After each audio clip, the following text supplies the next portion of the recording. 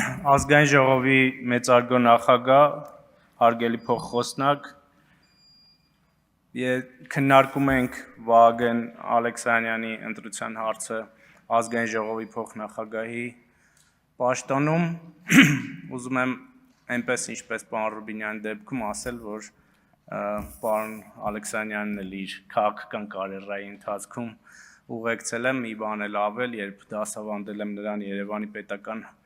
համալսարանում և ուզում եմ ասել, որ այն երիտասարդ տարիքից այն սկզբունքայնությունը, որ ունեցել է պարոն Ալեքսանյանը, այն պահպանվել է և դա լավ որակ է քաղաքական գործչի համար և այս ընթացքում մենք շատ արդյունավետ աշխատել ենք տարբեր ուղղություններով և ես կարծում եմ, որ քաղաքացիական պայմանագիր կուսակցության վարչությունը, այնուհետև նաև խմբակցությունը ճիշտ որոշում են կայացրել առաջադրելու պարոն Ալեքսանյանին և շատ ուրախ կլինեմ նրան տեսնել փոխնախագահի պաշտոնում այս մասում։ Ես նախորդ խոսակցությունն եմ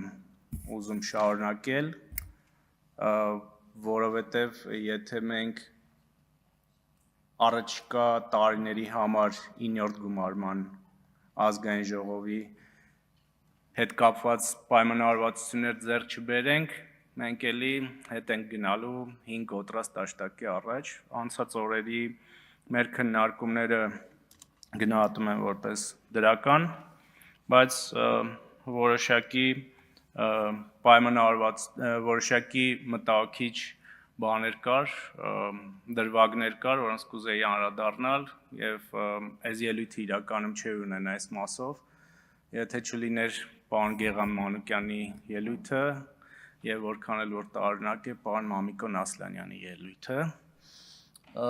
ինչ է ասում պարոն Մանուկյանը, ասում է ուժեղ Հայաստանին է դիմում, ասում է, այդ որ մենք ստեղ մաշվել ենք ձեր համար, որ գաք սենց մեծ ֆրակցիա ունենաք,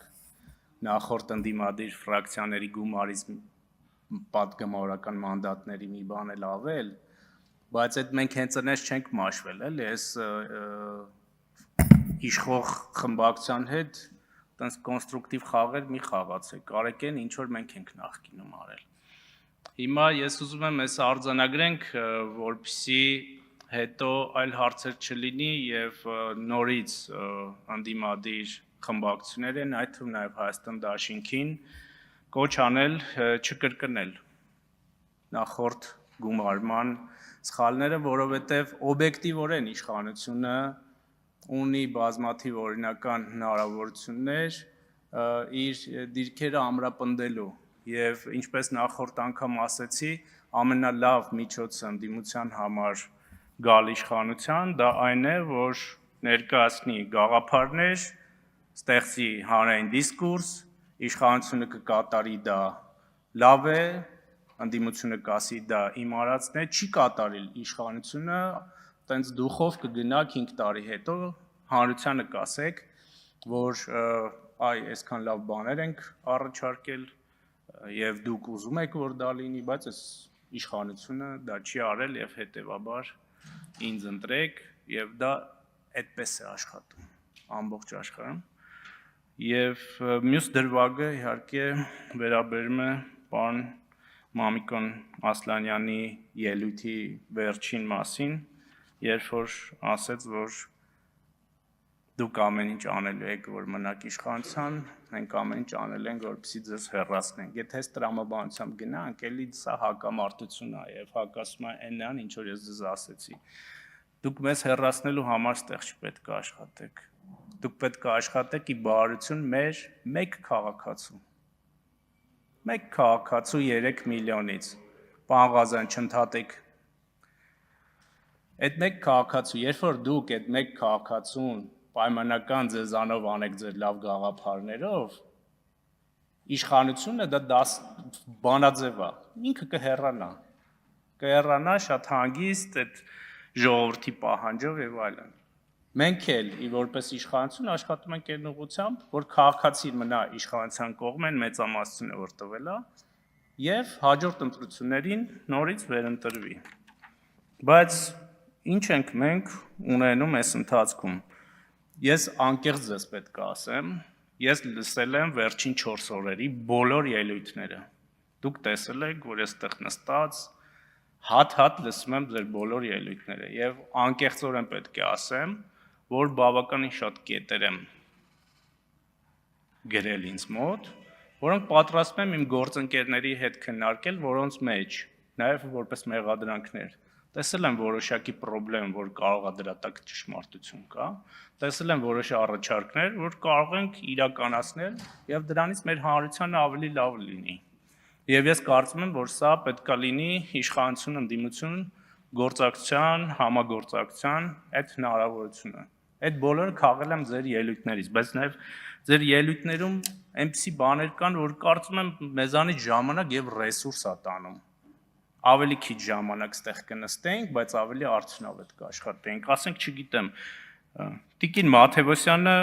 հերթական ֆեյքերի շարքն է ներկայացնում, ասենք, փակում եք փառքի անկյունները։ Որտեղ մի օրինակ կարող եք ցույց տալ։ Չեք կարող ցույց տալ այդպիսի բան։ Ասենք տարբեր դեղին մամուլի ռեպորտաժներից կամ վերնագրերից գալիս եք այստեղ օրինակներ եք բերում, ֆեյքեր, կատարյալ ֆեյքեր կամ այս թեման ինձ թվում է մենք կխոսենք առաջիկայում, բայց դա տեղավորվում է նաև իրական Հայաստան տրամաբանության մեջ, որը ինչպես նախորդ անգամ ասեցի, արդեն որերորդ անգամ արժանանում է մեր հանրության հավանությանը, եկեղեցու պատմության առարկան փակել են։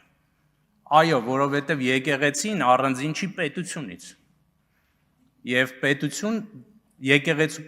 պատմությունը նաև մեր պետության պատմությունն է։ Իսկ հայոց պատմություն փոխելը Հայաստանի պատմության, էլի այդ տրամաբանության մեջ է, որովհետև Հայաստանի Հանրապետության պատմությունը այդ ամբողջ պատմությունն է, այդ թվում նաև եկեղեցու պատմության։ Եվ այս հին թեմաները նորից բերել օրակարգ, դուք եք ասում, չէ՞, մի գնացեք, ասեք, ով ասեց մեր գործընկերներից, կարծեմ պարոն Ասլանյանն էլի 99 թիվ կամ 30 տարի հետ։ Գնում եք հետ, պատասխանը ստանում եք։ Որովհետև սրանք փակված թեմաներ են, որոնք կարծում եմ պետք չի արծարծել, կամ այդ բան, ընտրությունների գիշերը մանտրայի պես բոլորը կրկնում են, ժամը 2-ին ամփոփում ընտրությունների դադարելա։ Ձեր բոլոր ընդդիմադիր կայքերը on-line հեռարձակել են այդ թվում 2-ին, 3-ին, 4-ին, 5-ին, 6-ին, մինչև ժամը 8:20 կենտրոնական ընտրական հանձնաժողովի կայքի ամփոփումը, որ անընդհատ այդ թվերը փոխվել է, անընդհատ։ Ինչ դադարի մասին է խոսում։ Դադարելներ, պարոն Վարդևանյանը սահմանադրական դատարանում կհաներ ու անընդհատ կբարձրացներ այդ հարցը, որ այսպիսի աղաղակող բան է եղել։ Կամ մի հատ ուրիշ թեմա կա, ասում եմ, դուք մեծամասնություն եք ձեռք բերել փոշիացած ձայների շնորհիվ։ Այստեղ քանի պատգամավոր կա ձեզանից, որ էլի փոշիացածով մանդատներ են ստացել։ Քանի ինչի եք վերցրել այդ փոշիացածով մանդատները։ Այդ դրա արդյունքում Հարություն Հարությունյանը, Շիրազ Մանուկյանը, Անուշ Միրզոյանը, Անուշավան Մանուչարյանը, Հասմիկ Գենգոյանը չէին դառնալու պատգամավոր։ Եք տվել այդ մանդատները, ինչ եք ասել, այ փոշիացածով, լավ է կարևոր վերցրել եք, որովհետև դա օրենսդրությամբ է այդպես։ Կամ Հայաստան դաշինքում մեր շատ սիրելի Մեսրոպ Մանուկյանը օրինակ չէր կարողանալու դառնալ պատգամավոր, Լիլիթ Գալստյանը չէր դառնալու պատգամավոր, Արտուր Սարգսյանը, որ վահանակը բանը անվան այդ ցուցանակը բերում եք այստեղ ցույց եք տալիս, այդ փաստարկել չէիք ունենալու, այս 3-4 օրա դա ձեր հիմնական թեման է, բայց այդ էլ չէիք ունենալու։ Հիմա էլի շատ բաներ ունեի ասելու, բայց կոչ կանեմ թույլ չտաք նաև ձեր գործընկերներին այս ամբիոնը վերածել եւ խորհրդանը վերածել Անժելա Թովմասյանի տաղավարին, որը ժողովրդի մեջ կոչում են Անժեի բեսեդկա։ Մի թույլ տվեք այդպիսի բան անել։ Եվ վերջում ուզում եմ Լևոն Քոչարյանի ելույթի մի դրվագին անդրադառնալ, որ այստեղից ժպտալով ասում էր եւ քմծիծաղ տալով ասում էր եւ այդ քմծիծաղի մեջ ձեռ առնելիք էր կար մի քիչ, որ դե օրենքն էլ է ձեր ձեռքը, ինստիտուտներն էլ են ձեր ձեռքը, այդքան ասում եք հայրս կամ նրա ժամանակահատվածում բոլորը մեղավոր են եղել, այդ պատժեիք եւ ինքը ճիշտ է ցավոք։ Ինքը ճիշտ է ցավոք եւ ես պրետենզիան մեր ժողովրդի կողմից է եղել եւ ես կարծում եմ ավարտում եմ, որ քաղաքական այս անարդարությունը իր հանգուցալուծումը կգտնի, շնորհակալություն։